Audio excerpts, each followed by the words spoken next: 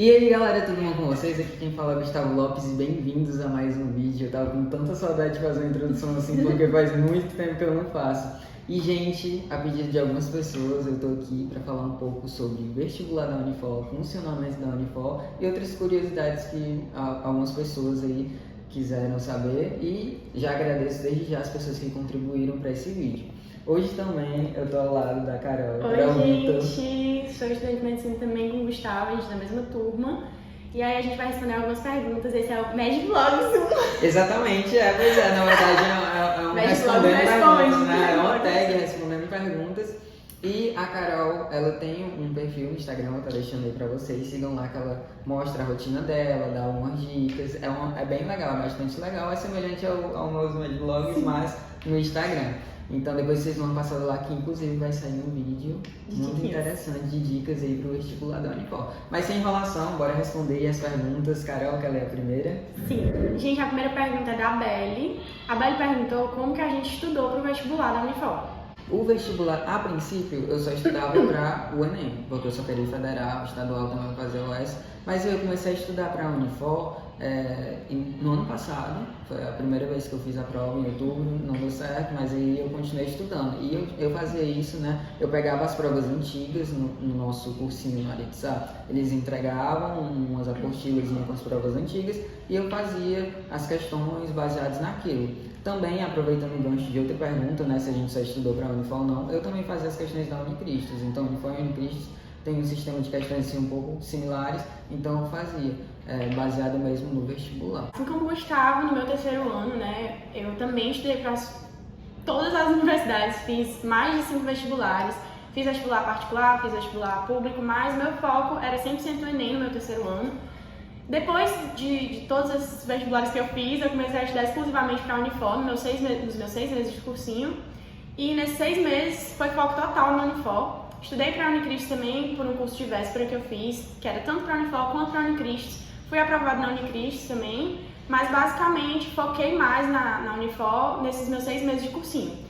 Como especificamente eu estudava, foi mais ou menos por provas antigas mesmo. Peguei esse mesmo caderninho do Gustavo, resolvi o caderninho inteiro. Peguei as provas antigas de 2014 até então e saí resolvendo todas, focando nos meus erros, indo atrás de fazer muita redação, focando em matemática, olhando desvio padrão, olhando tudo que cabe na prova da Unifor como muito importante, né? E por falar em redação, tem uma perguntinha aí interessante sobre a redação. Acho que é uma dúvida de muita gente, é se a redação da Unifor, do vestibular da Unifor, é igual à redação do Enem. Eu acho que como eu estudo bastante redação, eu tenho uma certa propriedade para falar sobre isso. E, gente, basicamente a estrutura é a mesma, dissertativa e argumentativa.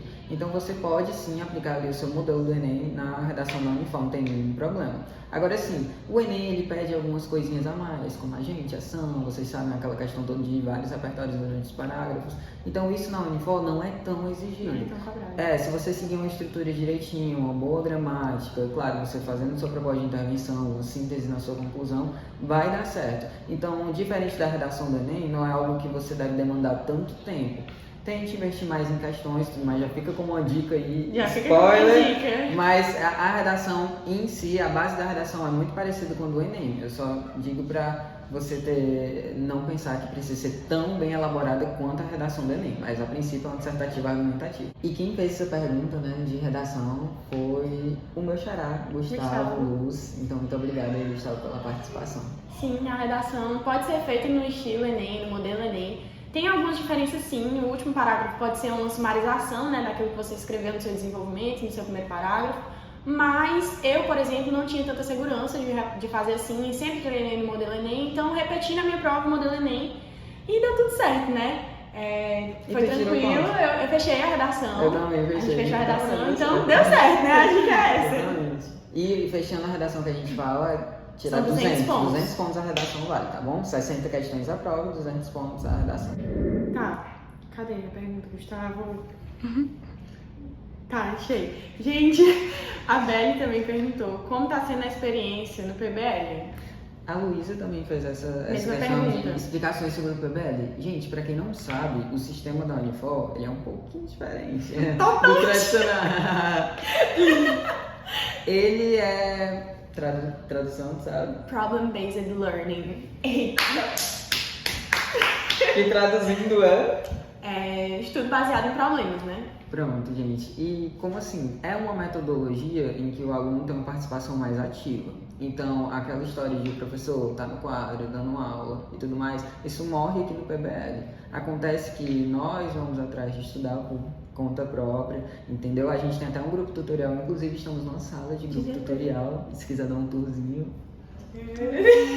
E como que funciona aqui, gente? O grupo tutorial funciona de uma maneira de debater um determinado assunto. Então, por exemplo, se estivermos estudando fisiologia cardíaca, o professor, ele de uma maneira muito passiva, sem muita intervenção, vai orientar a gente para que nós consigamos chegar no objetivo final, que é compreender como funciona a fisiologia cardíaca. E esses estudos vão partir por conta própria, nós vamos estudar, ele não vai estar falando, o coração vai bater, não sei o que, não sei o que. Não, isso daí a gente tudo vai estudar por conta própria. Então, essa é a metodologia da Unifor. Para a maioria das aulas, nós temos, não só para o GT, mas para outra parte também, a anatomia, a radiologia, nós temos uma participação bastante ativa nisso, nos estudos.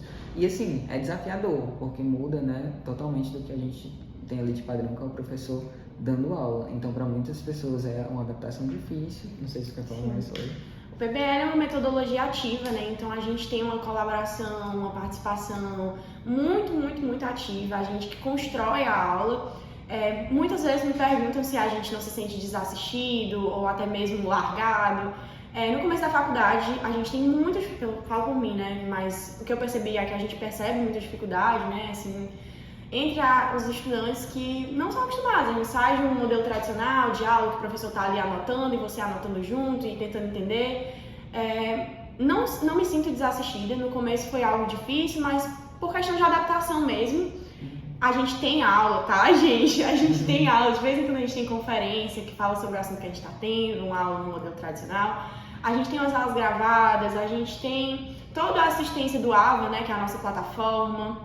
A gente tem muitas aulas práticas, junto com a teoria que o professor explica, que ajuda a gente a ter aquela noção realmente prática e clínica do que a gente vê, né?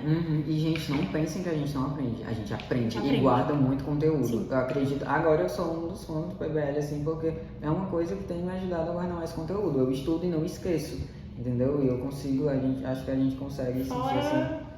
Fora toda a questão de comunicação. Desde o início da faculdade a gente aprende não estar envergonhado, não estar acanhado, a falar bem, a discutir bem, a sempre estar participando.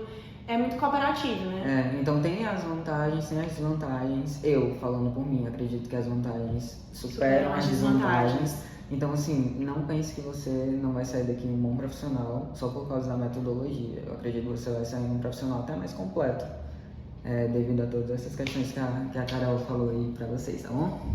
A próxima pergunta foi da Ellen Tavares. Ela perguntou como são os horários, se é possível trabalhar e cursar medicina. Os nossos horários são o seguinte: basicamente nós temos 3 dias de aula até o meio-dia e 2 dias até às 6 da tarde, certo? Isso daí varia de acordo com cada turma, porque aqui a Unifor são 100 alunos, né? Mas são divididos em 4 turmas de 25. Mas basicamente segue esse padrão de 3 dias até o meio-dia e 2 dias de aula até às 6, tá bom? Então esses são os nossos horários. E aí quando entra a questão de dar para trabalhar ou não, gente, é bastante pessoal e complicado também. Assim, mesmo que aparentemente o horário seja até de boa, mas não é, porque tem uma carga de estudo muito grande, a metodologia ativa, então meio que te obriga a ter uma postura educativa, uma disciplina em relação aos estudos, você precisa estudar, entendeu? Então isso daí vai tomando bastante tempo. Aí aparecem os cursos extras, aparecem várias coisas para você fazer, então assim, depende muito de você. Realmente, se você tem um tempinho ali para dedicar ao seu trabalho e de modo que isso não atrapalhe o seu estudo, varia de pessoa para pessoa. Conheço pessoas com muitas realidades diferentes, né?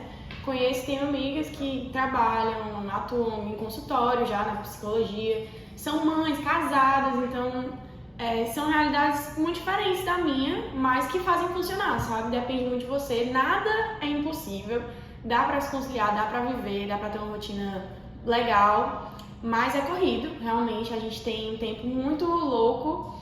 Só que sacrifícios, né? Sacrifícios de amor que você faz pelo que você quer. Então, depende muito de você. É realmente Depende muito uma pessoal. necessidade muito grande sua aí. É. Vai ficar dependendo. A Beli também perguntou como é que são as nossas provas do primeiro período. Então, gente, é o seguinte. Para a prova de GT, o GT é onde a gente discute fisiologia, casos tutoria, e tudo né? mais, a tutoria, nós fazemos um TC, que é uma prova com questões abertas, questões objetivas também, discursivas, que a gente chama de objetivas. Então, a gente tem esse TC. Na parte de desenvolvimento pessoal e profissional, porque é o DPP, que a gente chama aqui, a disciplina. No profissional, nós temos o OSCE, que é uma prova ali em que a gente, monitorado pela professora, né, a professora vai estar observando, a gente faz os procedimentos ali que nós aprendemos. Então, o último É que uma nós prova tivemos prática, né? foi de ressuscitação e aferipressão, então nossa professora observou se nós estávamos fazendo os procedimentos direitinhos, é a prova prática. E tem a gincana, quer falar um pouco da gincana? A gincana...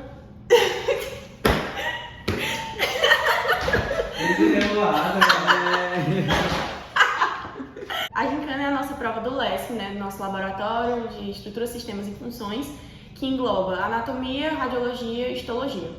A anatomia são 7 questões, histologia 7 questões e radiologia 6 questões. Então ficam 25. Isso. Eu ainda sei matemática. Então 25 questões é algo muito diferente de toda a prova que a gente faz em ensino médio, em cursinho, em vestibular, qualquer coisa. É gincana. Porque a gincana é como se fosse uma sala de laboratório e tem as bancadas, ficam as peças expostas, tem computadores, né, com as questões também, e você vai mudando de estação para estação. Em uma estação é uma questão, existem estações vazias, né, porque não tem como botar todo mundo para fazer questão ao mesmo tempo. E aí você vai resolvendo essas questões, você tem um tempo, e aí é muito louco, porque parece prova assim, de exército.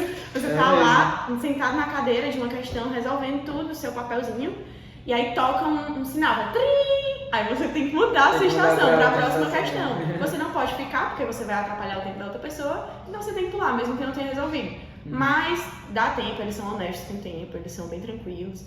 E é uma prova muito diferente, mas eu gostei de ter feito. Foi bem ativa também. E em relação às outras cadeiras, né, o APS, que são ações práticas integradas de saúde, ou então a parte pessoal do desenvolvimento, né, aí, geralmente a gente faz um trabalho, ou então eles passam umas questões para a gente fazer lá no AVA, que aí contribuem para a nossa nota. Então a gente teve um projeto de intervenção, né, no postinho de saúde, que a gente já faz visita no postinho desde o primeiro semestre.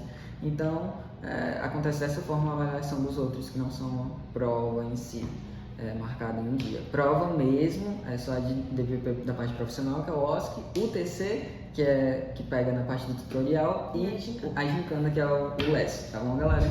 Perguntaram também top 3 especialidades que a gente faria. E aí, tu já tem a tua top 3? Meu top 3 começa com pediatria. Gente, eu penso muito em pediatria. Também mais pela neonatologia, né, que é uma subespecialidade da pediatria. E penso em geriatria. Geriatria obstetrícia. Geriatria obstetrícia, tá que nem o João Pedro. Ginecologia obstetrícia, mais pela parte de medicina fetal, que eu acho incrível. Eu sempre quis trabalhar com crianças, bebezinhas. Então, pediatria, ginecologia obstetrícia e uma paixão nova que surgiu na minha vida, que foi cardio. A gente terminou o ciclo de cardio agora e, gente, lindo, foi incrível. Foi muito bom, aí eu tô aqui no top 3. O meu top 3, em primeiro lugar, endoscopia. Não muito comum, né, mas eu gosto, acho que pela vivência, acho que eu já fiz tanta endoscopia que aí a gente acaba, achando uma coisa legal. Em casa. Isso em casa. Endoscopia tá aí no meu top em primeiro lugar. Em segundo lugar, gente, meu Deus do céu, calma aí. Eu paro?